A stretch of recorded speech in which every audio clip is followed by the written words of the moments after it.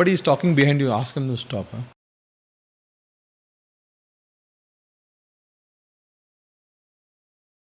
Hello, hello, welcome to MyStartup TV. I'm Major Sunil Shetty. We are here in the new week with a new episode of Founder Talk Show. Viewers, if you want to hear amazing stories of entrepreneurs, their journey, interesting stories from across India, do join us every day from Monday to Saturday at 4 p.m. for the live Founder Talk Show. Is Mahendra Kalyan Senapati, who's the founder of ECHRA Innovation, a startup that is working in sustainability and healthcare. It's making sense of sustainability with healthcare. So let's talk to Mahendra Kalyan Senapati and understand what his journey has been as an entrepreneur and about the startup itself. Kalyan, welcome to the show. Hi, sir. It's a glad.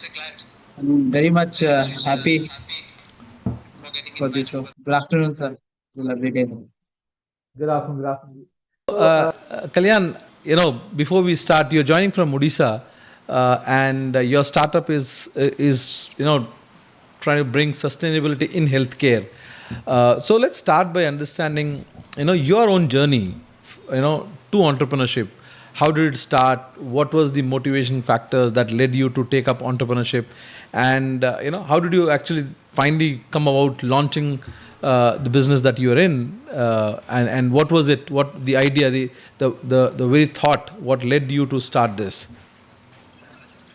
Yes, sir. First of all, initially my prime aim for getting into entrepreneurship was not there actually. So I just completed my class 10th, started 12th. I've done my bachelor's in agriculture from JIT University. It's from Odisha. So while being in university, we got a opportunity to present any of the ideas to a BIRAC, which we all know, it's a Biotechnology Industry Research Assistance Council. So we got an opportunity through our EUA center to present. So while there was an opportunity, we thought that this could be the better idea to, put it before the panel members. So my idea was basically to make a sanitary pad or what we call a menstrual hygiene solutions out of plant waste. So there was an article in the newspaper which conveyed that the microplastics are present on the mother's milk. So that was hit to me very hard. And we thought, why could, being an agriculture student, why could we not generate a particular solution since we have all those plant fibers that are going waste? So that was a primary motive, but we didn't know that was just a rough idea. So we presented it in front of our BIRAC EUA team. So actually, the judges helped us and they understood what our approach behind or what was the motive behind our idea. So we got a grant of 2.5 lakhs. That was BIRAC EUA fellowship grant, in where we developed so-called our idea, this solution of using plant fibers in redefining sanitary pad. So usually a pad takes 800 years to regenerate. So we started developing a pad that is sustainable and that's more better than the so-called pads in the market with zero chemicals in it. Along with it, that's compostable at our Indian conditions. So the idea was applauded by panel members. We got a grant, and then the real seed of startup journey was started. We went Byra providers was the platform to show that what is exactly entrepreneurship, because when you come from a rural background, we are much more not aware of anything called a startup or something. The complete term is quite new for us. So this is how it started with all. And at the end of the day, we made a prototype. We sold it to the panel members. It was approved. It was ISO certified. Thereafter, we came into this sector of entrepreneurship. So, What we hear, or also in some ways experience that mostly people want to take up a job, right? And coming from a rural background, coming from a agriculture background, what we are seeing is among rural youth, their first thing is to get a job, secure yourself. In fact, this happens even in cities. Trust me, today also we had some people walk in and who are looking for a job rather than come up and say we'll do entrepreneurship. So given that kind of a mindset that we have among our youth mostly, what made you take up entrepreneurship instead of looking for a job?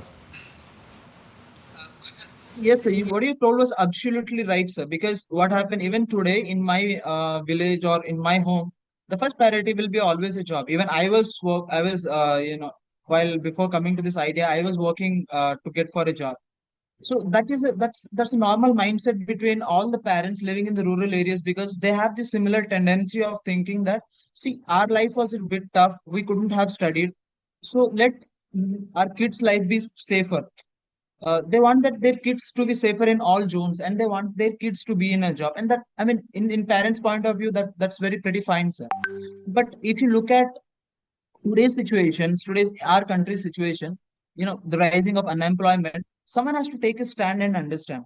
So I had the better chance that my dad. So while I presented my idea to my dad, saying that, Papa, this is the idea, and government supports us, saying that this might work. Until then, we were not completely made a prototype. We were failing, since because it was completely hit and trial. So we were completely failing. So while I was trying this, even I got a job in one of the beautiful company with a very good salary. So it's a very lucrative thing for parents as well. So I had the chance to speak to my dad. My dad then told me, Nana, what is the idea? So I just presented, Papa, this is the idea. So he was bit, my dad is bit forward thinking person. He told that, and I see, if you go to this job, probably you can secure future for yourself. But if this innovations comes to the real world, probably it may change millions of lives. So you still have a chance. This is the age when you have to take risk. Do it. If there is nothing happening, I'm there for you. And No, I'll that, tell you, sir. Yeah, yeah. yeah. I mean, You're not only lucky, I must say, you have proud parents who are ready to back you up. Sorry, you were saying something. Yes. The other thing as well, sir. This journey was started by a bunch of five people. So while coming to this journey, only two were left. Me and my co-founder. He was Palla Hemant Kumar. That man stood by me for whatever it takes. We were the two who thought that we believed in that idea. Probably this will work. And at the end of 18 months, we could develop a complete full functional prototype. Until then, it was completely blank. We left all our jobs. We were working completely on the product. Probably, if it would have given a other turn, we would end up like a jobless fellows in the market. No, definitely. I mean, you should be Proud of your proud of parents because they were ready to back you up, which is the key. Because once parents back give in Indian, in our Bharat system, parents play the key role as to what you end up doing, right? So if they back you up, the whole family, right? The parents, if they back you up, you're good to go. So now let's first start by understanding what were you trying to build. What was that idea that you were working on? Being an agriculture student, our primary motive was we saw that there was a very huge gap in sanitary pad market. So the problem was we were unable to give right kind of sanitary pad to the woman, especially to the rural woman who need it the most. Because that is the area where you see the chances of school girls dropping from schools is very high due to the lack of menstrual care. At the same time, if you look at today's pad market, each pad takes 800 years to degenerate. I mean, that's a pretty big national issue for us because 800 years to degenerate for a single pad, where India produces near 14 billion pads per year. I mean, the waste is very high. At the same time, each pad has, there were research that shown each pad contained a lot of chemicals in it. It was 70 plus odd chemicals in it. So that was a triggering moment. Along with it, there was a triggering moment that the microplastics were found on mother's milk. So while I understood, and we found that it was sanitary pad that contributed to the most amount of plastic in the environment, and this was directly linked to endocrine cancers and other cancers as well. So that was something was devastating for us. So our motive was to turn those plant fibers into a sanitary pad, which is not only good but challenges the pads that are present in today's market. So this was our approach towards building what plant-based sanitary pad and what we have done now. firstly, Try to always understand, when you said pan-based, for the benefit of our viewers out there, and especially women, viewers who might be interested in knowing how does this work. So, firstly, tell us how much of your local knowledge as an agriculturist from your local area, having a knowledge of what can be used to create sustainable pads, came handy, and also if you can explain the process, what do you do, what kind of plant it is, and how do you go about making this? What we have done, sir, I mean, the major challenge in plant-based fibers were we have to turn it into a finer texture fibers. So that was primarily where our most of the research was based on. And the second was to turn it into a finer particles that will not only absorb fast, at the same time dry fast, at the same time absorb, distribute faster. So this was something that we were looking into. We researched lot amount of fibers, and at the end of the day, we came across some particular fibers like sisal fiber, vada hyacinth, banana fibers, where we conducted number of trials which fiber could test all the parameters because we had to design a pad that was uh, in what we call according to the BIS standards. Otherwise, we could not get into the market. So that was a pretty big challenge for us. So not all plants are sir, eligible for being used as a fiber for pad, but there are certain plants where the fiber length and the fiber diameter were mainly takes into consideration. At the same time, the absorption rate of the fiber is what plays a key role there. Yes.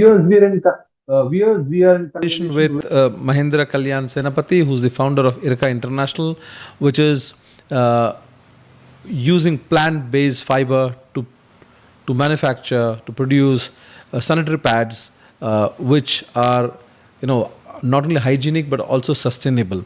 So, Kalyan, again, I want to just go back. The local understanding, the local knowledge or the understanding. Did you go meet people to identify the plant that was best suited for this kind of work? Why I ask this question is because, we know that in our ancient, in ancient Bharat, people knew, people had a much better understanding of plants, their utility, roots, fruits, tree, everything. They knew exactly how to use nature for multiple things. So did you get any support or help from that source? Going back and talking to people, maybe, the older generation, maybe people in the villages, understanding from them if there was a, plant that could be used for the purpose that you were looking for. Definitely, sir. Actually, that was a turning point for us because I come from an area called Narayanpatna, which is located in the foothills of the Koraput region. So it's basically a hilly area actually. So there is a special plant called sisal. We call it agave sisal in case of scientific terms. That is used in that's grown in a in an area where you do not need any water. I mean, basically in an agriculture terms, it's a dry soil plant, so you can grow it anywhere. So a area called Damanjodi and Kakiriguma, these are the areas where the finest of India, Bharat's top fibers are manufactured there, sir. I mean, the plants you get from those areas, the fiber that is extracted from those plants is very, very, that's a grade A fiber there. Probably most of the people wouldn't know it because that's located in a rural area. Whatever the bags you see, whatever the sisal bags you see, most of the fibers are being, extracted from that area because it is a grade A fiber, and the extraction process was pretty difficult for us. So we talked with the locals. Probably this fiber could help us. The beauty of thing is locals almost knew all the properties of that particular fiber, as well as this medicinal properties, and also how long the fiber is sustainable, how better the fiber is from other fiber. Probably, I mean, that was not found in our textbooks if you look at, sir. So that's something very insane. And being an agriculture student, I was completely shocked on the knowledge of understanding these people had on the growing patterns, the package of practices of how to grow these fibers and how to use it. Probably, I was completely astounded. I mean, I was completely shocked looking at their knowledge. I was thinking that no, how can people from these backward areas know so much about something we never came across our textbooks? And their patterns of growing was also completely different for us, sir. So it literally helped us in understanding the agriculture in their terms. Well, that's the irony Of, of India, that somehow along the way it has lost connect with ancient Bharat, and ancient Bharat, is a treasure trove of all these knowledge that if we could just go back and reconnect, if India can reconnect with ancient Bharat, I think we would hit the jackpot, isn't it? So, yeah, because I'll tell you why I say this. A few months back, I was, in a farm, and while driving by, I had taken somebody with me, and just a day before, I had told my people at my farm to remove a certain part of area, clear up a certain part of the area, farm area, because I thought the grass there was, or the wild bushes that were there were of no use. And guess what? When I go there, the gentleman goes right up to that, looks at it, starts smelling it, and he turns around and asks me, "Do you know what is this?" I said, "No, I don't know." He said, "This is a natural ripener. So if you put your fruits in this leaves of these particular plant, this acts like a natural ripener." And guess what?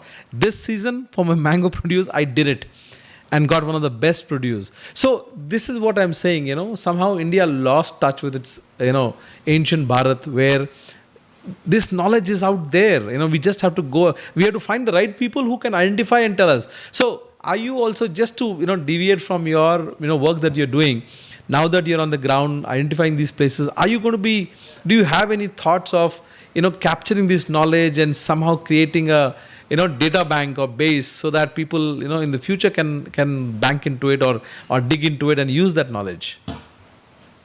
That's really a very great question, sir. I'll say you why. Because so this is something we're losing it, and that cannot be reverted back. because this particular knowledge, as you have told now, sir, that has been completely relied on very specific group of people, and that has not been in our textbooks till date. I don't know why it is. I'll tell you, sir, being an agriculture student, what really fascinates me is, if you look at this particular area, or our group of people from Koraput, those people have so much knowledge on how to grow crops. If you look at our textbooks, and if you look at the way they are growing crops, it is probably there is a gap of 10 times. I mean, saying the growing pattern. They know up to how much to water the plant. They know, even looking at the clouds, at what time it's growing rain. Now we need a Google to understand it, but they can understand it way more earlier. They know which, sir, and I'll tell you the interesting thing, sir. There is a specific kind of uh, agriculture that's grown in Koraput. That's a terrace farming. We call it terrace farming. So if you look at the chances of wind prone to that area is very high, but still people grow exotic variety like Kala Jeera rice in that particular area. We have exotic variety of what we call black turmeric growing in that region. We have a different species of earthworm that is found in that area where no one has been talking about. And the amount of nature these people knowledge these people have on each medicinal benefits of each plant is probably not documented at all. If we lose this insight from them, probably we are not going to get it back. And I'll tell you the other good thing, sir.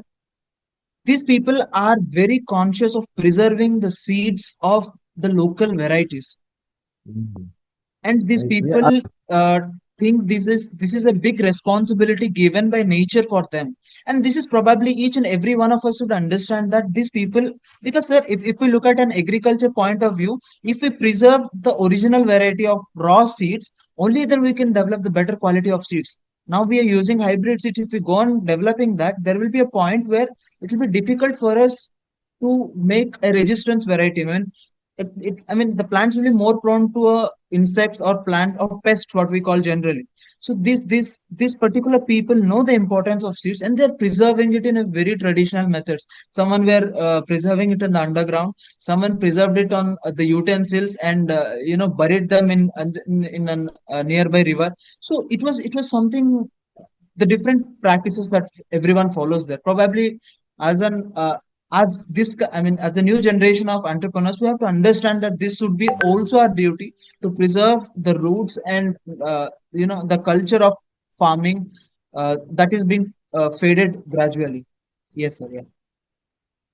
Very true. I Very agree true. with you, and that is what personally I have been experiencing since I took to agriculture in my small little way, or rather I should say I reconnected back to agriculture, about 5 years ago, and every day it's a new learning. It's a new learning. So, viewers, we are here in conversation with Mahendra Kalyan Senapati, who is the founder of ECHRA Innovations, and we are talking about sustainability, agriculture, and how ancient knowledge of agriculture, medicine is what we as the modern India, the India has lost touch with. So people like Kalyan are the ones who are going back, connecting, finding them, and bringing them back and making sense of them in the new context, in the modern context. Kalyan, now that is as far as identifying a fiber plant, and extracting fiber out of it and making sanitary pads. How was the process? How easy or difficult was the process going? Converting that from being a plant to a pad that can be used, which can meet the standards, as you said, right? Encountered a lot of issues because the first thing was we were undergraduate students. We were just the only thing that was that was beneficial for us was we had very big jaws of doing something. So that was the only thing we had. It was pretty That's what you difficult need. for us because yeah. That's Oh, what you thank need. you, That's sir. trust me. That's the juice. That's the only You thing you need, need. as they You're say, just how the Josh, right? So that's what you need. You don't need anything else. Sorry, go ahead. So, I mean, it was pretty difficult for us because everything was then hit and trial for us because we have to try something, fail, then try something new, fail, try something new, fail. And I mean, there were companies who were doing it, probably had patented all the technology. We had to come in a new way to work on something if it's possible. I mean, so what we did was we had to manually go and go to the pond, select clean water rivers, harvest plants from there, look at the standard, whether the plant is good enough or not, whether the fiber is good enough or not. At the same time, we had to take reviews from all those teachers that were with us. At the same time, the team of Bairak was constantly supporting us because they knew that we were undergraduate students, but they understood that these people had some capability in those in them, and that is where they supported us. They used to give the feedback on how to work on the product, how to use it. So everything was very meticulously done. And I'll tell you, sir, we failed for an year. We had got a timeline of 1 year, and in 1 year, the result was zero. We could not develop anything out of that. It was highly frustrating because we had to manage our studies as well as research at the same time, because research was a secondary job for us, because primarily we were at undergraduate level, we had to prepare for exams. So it was pretty hectic and very tough time for us as well. And the second thing was, there was continuous failure of our products, our prototypes every time, because if sometime the distribution was good, sometimes there was still wetness or stickiness in the pad. At the same time, sometimes if both handled, sometimes it was not completely drying early. So we had to work on a lot of things as well. And within this timeline, we failed for an year. But after that, we requested, sir, to Bayrak, saying that, sir, our fellowship is completed now. Please do not give us any. We were provided stipend, so we have requested. We do not need any stipend, but still, please help us and give us a timeline of another 6 months. So after the 3 months, we got some baseline results where I discussed with my friend this could be done. Even though that was not a complete final product. So it was completely hard and tough run for us. We had to go to the field, drain in rain, work in the environment. So it was probably tiresome process. But yeah, we had very strong foundations with our, the idea that we were in. We were working it. And at the end of 15th month, we could gather some knowledge on the product. And then we understood that, no, now we can do that. We can work on it. This is where everything, what we call germinated from it. Also, if you could share, The support you got from Bairak, if you can add a little more details for all those entrepreneurs out there, who working on, agri-tech or agripreneurs, so that they can understand how Bairak helps or could help in their journey. What happens is every year there is a fellowship program that is initiated by Bairak. So, so there are a lot of EUA centers in Odisha, in Andhra Pradesh, throughout the India. So what we do is, if someone has a good idea, just a a rough idea, you need not be very particular, you know, very technically knowledgeable about the idea. If you have a rough idea, so what you do is, we basically, when this particular form application releases, we apply to Bairak through different EUA centers that are present throughout the India. You can choose your centers of your own.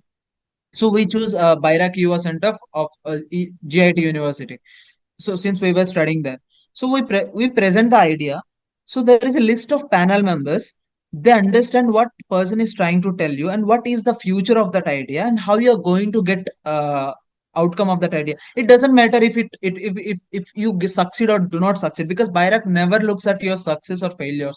What Bairak looks at is how strong is the entrepreneurship idea around you in your mind. Second, how beautifully you are able to use your knowledge and work onto something. You can make a product out of it.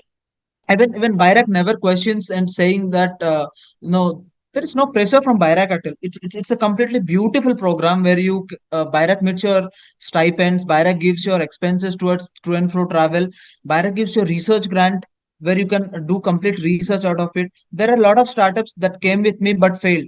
But Bairak only says how beautifully you have worked on the product, how beautifully you have devoted your time for the product. And at the end of the day, probably that is what makes Bairak beautiful.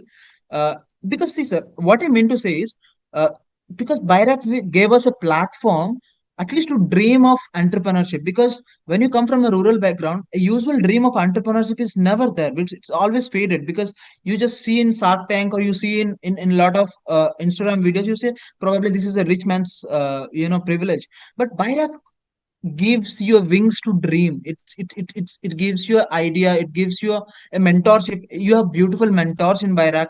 They help you how you can get out of it, how you can make your product better.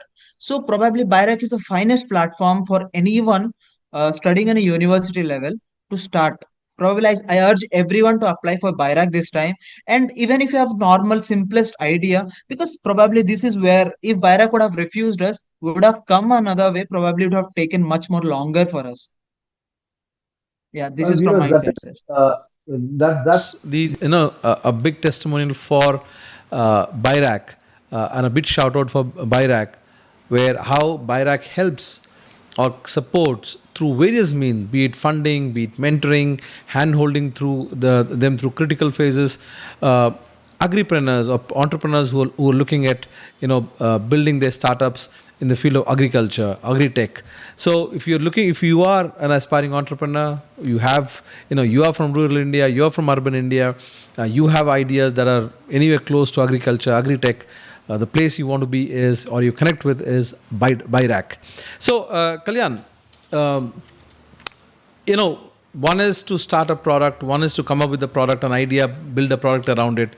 Now the scale, you yourself said, few billion pads are every year dumped into earth fields. How would you scale this? Because one is, there's a plan, it's a plant based, so it needs a commercial scale of production. So what are your business plan? How do you plan to scale this going forward? Definitely, as of now, whatever the products we have sold, we have around 90% of repeat rates, sir. So I just wanted to tell this on the TV because all the problems. Recently, the deputy CM of Odisha uploaded about the product. They really loved the product. So if you look at our vision for the future, we want to really scale it to a very big extent. The only vision for us is to make sure that each and every woman of India uses a pad that is not only good for their health but also good for the environment. We have pretty clear and clean line there, sir. And if you look at the process of how we are trying to do it, of course there are challenges because when it comes to agriculture produce, uh, you know uh, the quality of the produce change because it's a seasonal type of product. So the quality of the product changed even with passage of time. We'll have a certain what we call challenges throughout the course of time, but what we are planning to do is, we are as of now we have created communities of people where we can create awareness because in this particular sector there are a lot of people who do not know that what exactly the synthetic pads are causing them. Apart from the selling pads or purchasing pads, that's a different game. The biggest thing now our country needs is awareness among a lot of people. And the problem is not only on the sanitary pad aspect, sir. If you look at the adoption rate is very very less in India. It's around 60 to 70%. So when we talk about menstrual hygiene and when we talk about country, our Bharat being a developed nation, being a fourth in an economy, and we cannot see a bottom line of menstrual hygiene not being worked upon. I mean, this particular sector is being ignored. Probably that is where the equation doesn't support us. So that is where we wanted. If we want to contribute something to the country, we have to contribute something in this sector so that it will give a rapid boost because our country is so big. We have so much of resources, we have so much of products that if we can concentrate on a particular aspect very clearly, we will be the masters. And our country has proved to be masters to the world. So our vision is very clear, sir. We want to be nationally, we want to spread our products or our services nationally in coming 5 years. After that, we are planning to go international out after that. So we will be planning to launch what we call another segment of horizontal. We are planning to horizontally diversify our product range, as well as at the same time we will work for uh, education of menstrual health on women on various levels, right from rural areas to community level, or or to what we call on a complex basis. We are planning to do this. We have carried out menstrual hygiene camps in various schools, colleges, and we are planning to do that, sir. We will be doing throughout our journey. This would be our major responsibility as well. So, To go to do something like this at that scale you want to do, you need to have enough raw material. So are you tying up with farmers or villagers, tribals to grow that for you? Because this is something which is limited to a certain area, as you said, the plant that you're using. Similarly, on the other side is processing itself. Are you going to have your own plants? Or are you going to have get it job work done, make others set up the processing plant and then give you finished product, and then appoint distributors? What's the plan there? How do you want to do that?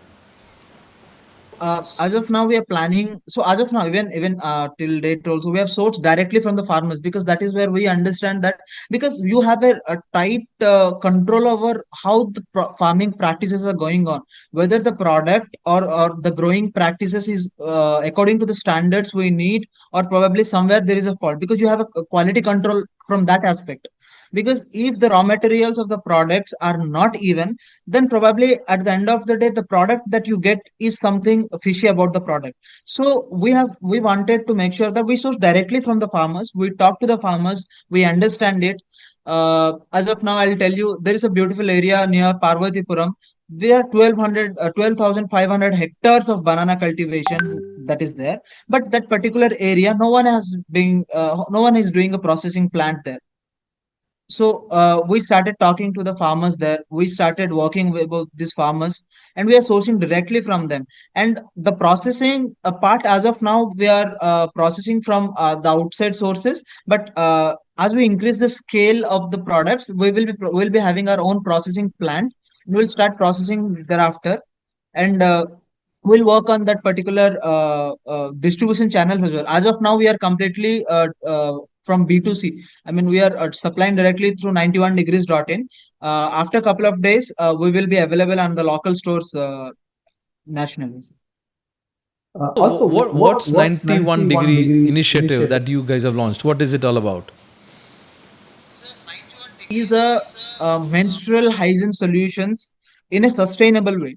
The idea behind 91 is very different, sir. So 90 degrees is a perpendicular.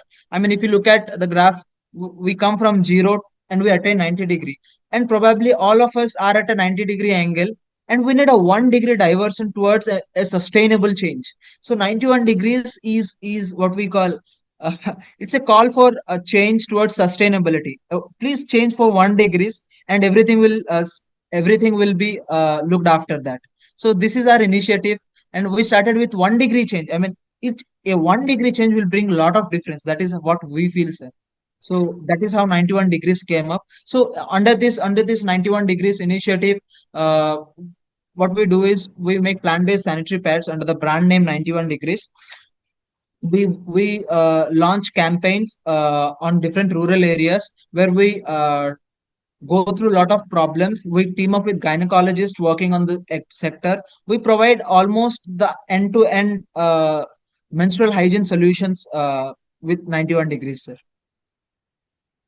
Um, Kalyam, with your Experience of experience, having transited from being a student to an entrepreneur with a vision.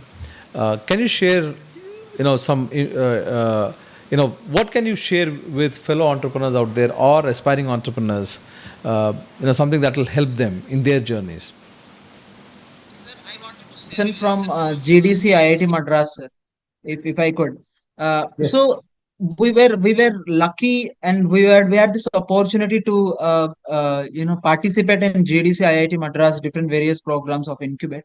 So there was a beautiful team that taught us exactly what entrepreneurship is.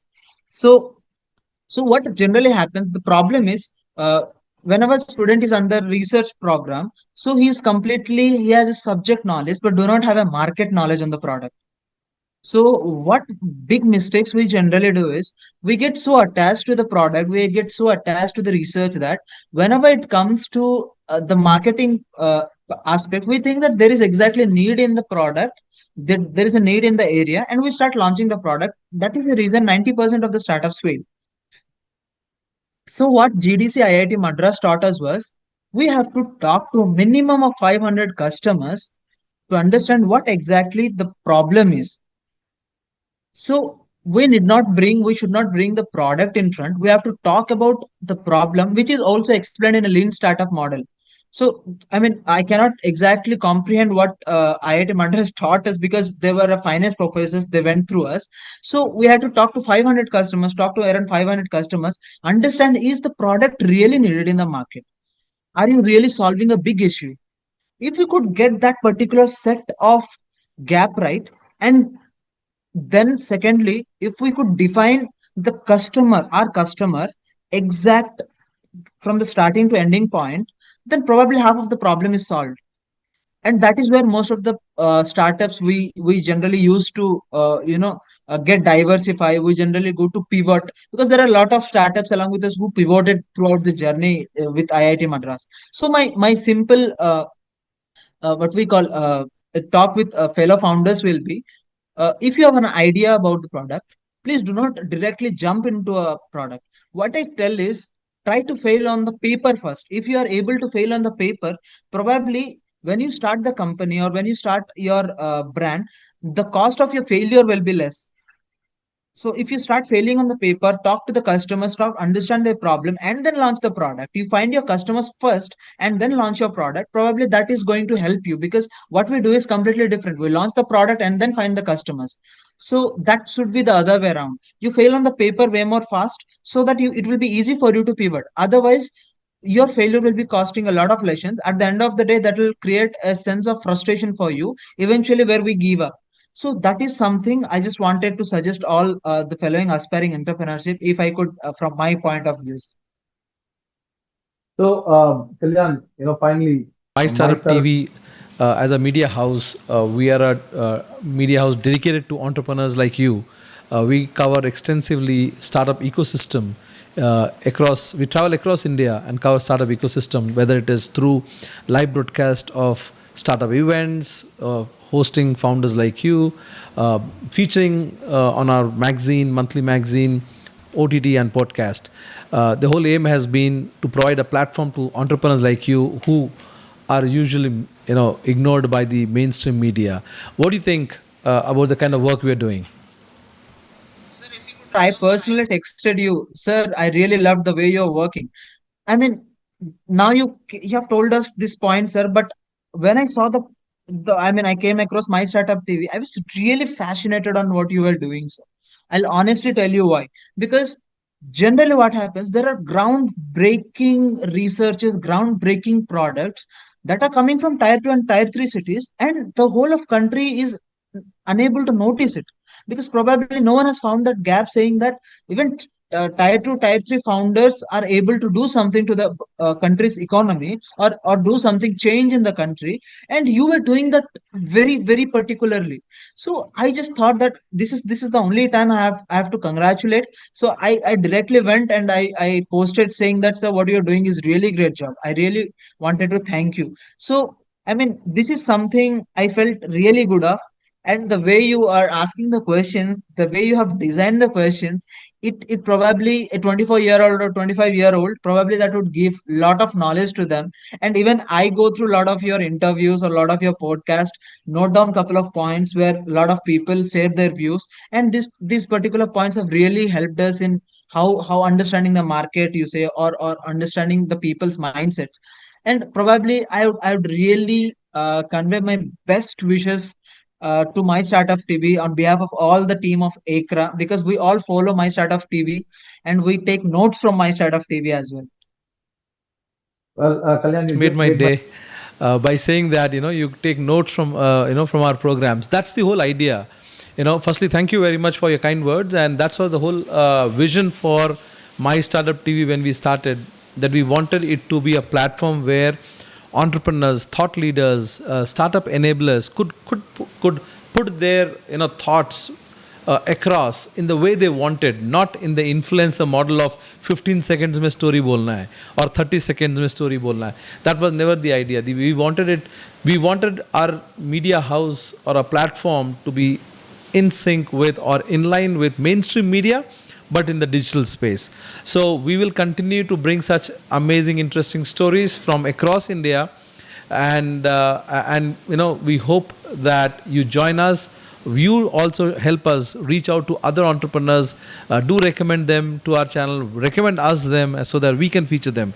Thank you, Kalyan. Thank you for being on our show.